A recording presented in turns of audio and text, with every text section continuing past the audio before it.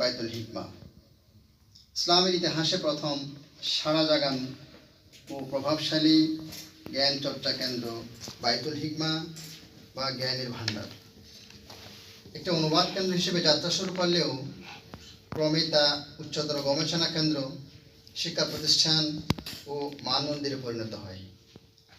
আব্বাসীয় খলিফা হারুনুর রশিদ বাগদাদি তা প্রতিষ্ঠা করেন। আব্বাসীয় খলিফা আবু জাফর মনসুর গ্রিক জ্ঞান ও দর্শনের বিশেষ অনুরাগী ছিলেন। তার নির্দেশে চিকিৎসা, জ্যোতির্বিদ্যা, প্রকৌশল ও সাহিত্যের বইগুলো অনুবাদ করা হয়। তিনি রাজপ্রাসাদে তা সংরক্ষণের ব্যবস্থা করেন। হারুনুর রশিদ খলিফা হওয়ার পর তা সাধারণ পাঠক, আলেম ও শিক্ষার্থীদের জন্য উন্মুক্ত করে দেন। নিজেও বৃদ্ধি করেন সংগ্রহশালা। খলিফা মামুন বাইতুল হিকমাকে পূর্ণতা দান করেন।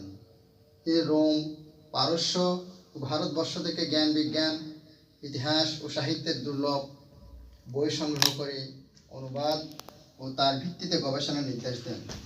খলিফা মামুন নিজেও বাইতুল হিকমার দৈনন্দিন কাজে অংশ নিতেন। তার আমলে বাইতুল হিকমায় জ্যোতির্বিদ্যা, দর্শন